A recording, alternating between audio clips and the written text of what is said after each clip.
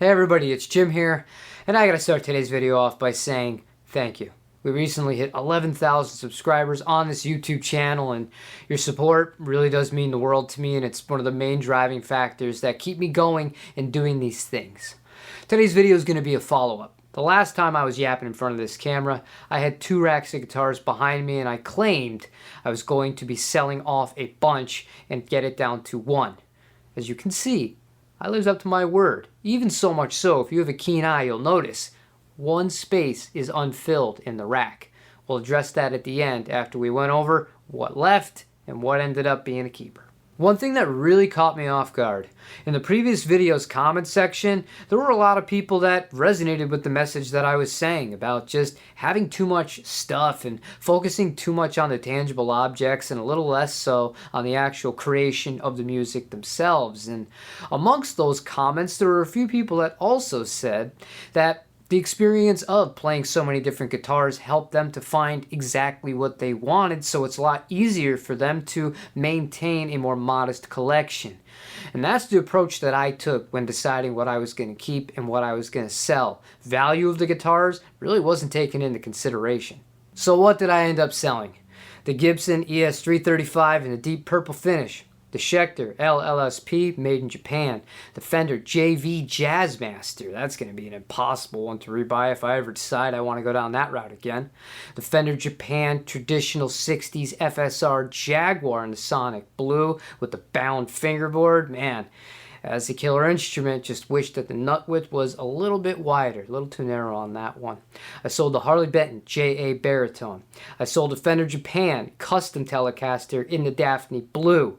And I sold the Bacchus Telecaster style guitar called a Tactics. But that's not all. I still have a few guitars that I want to sell locally because the value amount of them does not warrant them being listed online. The shipping really would destroy any value. It's better to just take cash in hand for the lower price stuff.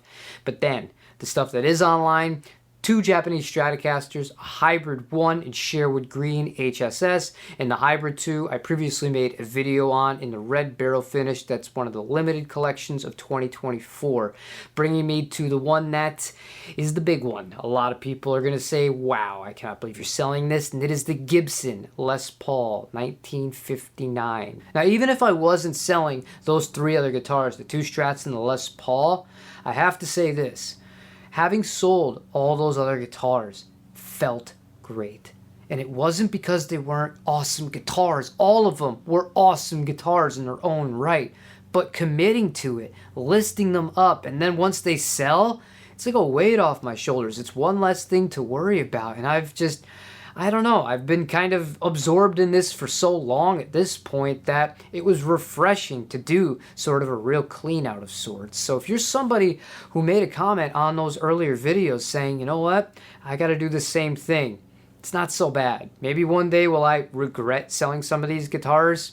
Potentially, but I'm going to live because what I have left is all that I really need, except for, the one blank spot, which again, we'll get to in a second. But no looking back now, I'm just going to tell you what I ended up keeping. The JV Stratocaster 1982.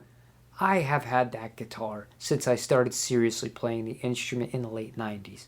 I love that guitar. It is not in playing shape right now, as you can see. It doesn't even have tuners on it. It needs a whole new set of frets, which is going to be a fun experience, given that I trust only one person in the world to do it, and they live in California and I'm in Florida.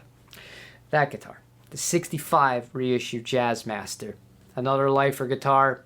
Goes beyond saying that one will never be sold for a lot of sentimental reasons that I won't bore you with if you aren't familiar with. But the rack itself, that's where things get a little bit interesting. The Fender Japan Super Thin Line Deluxe Telecaster that I put a set of Lollartron pickups in.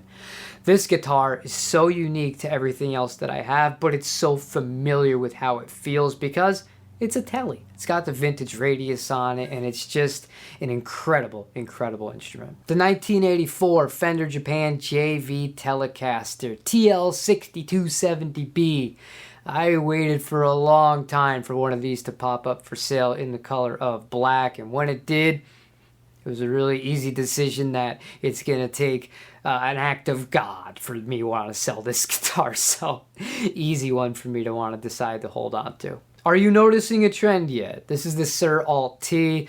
I love this guitar, and honestly, this is the reason why I was cool with selling the Gibson Custom Shop, because playing these back to back extensively, I prefer this one. As great as the Gibson is, I'm just more of a Fender style guy, although this is the guitar that I don't think Fender would be capable of building to this level.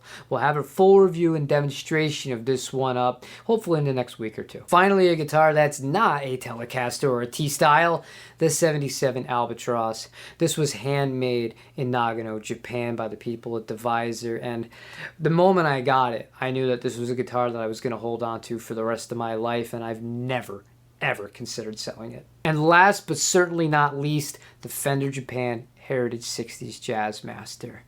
You're asking, why do you keep two Jazzmasters? Because all the Tellies had a lot of things different with the pickup configurations and whatnot, but that guitar has a twist in the neck. It does affect the playability. I've done some things to kind of work around it, but I always wanted a Jazzmaster that was a little bit lighter, that I could eventually kind of phase in as the main Jazzmaster, and that's going to be this one. It's killer, all vintage spec, nitro, lightweight, and it sounds absolutely incredible. And that leaves us with the one empty space in the rack. What's it for? It's for a guitar that's not here yet. It's for a Fender Jaguar, which is going to be our last little gear or guitar adventure that we're going to try and find the right one of. The Jaguar has always been my favorite of all the offset guitars. When I'm working in a recording studio, that's the guitar I go to the most. So it wouldn't be right if my collection didn't have one of those in it, because it's just my thing. Thank you for watching. If you're looking forward to that, let me know what Jaguars you think I should take a look at, or if you have a particular favorite of your own. Otherwise, I hope you have a wonderful rest of your day, and take it easy.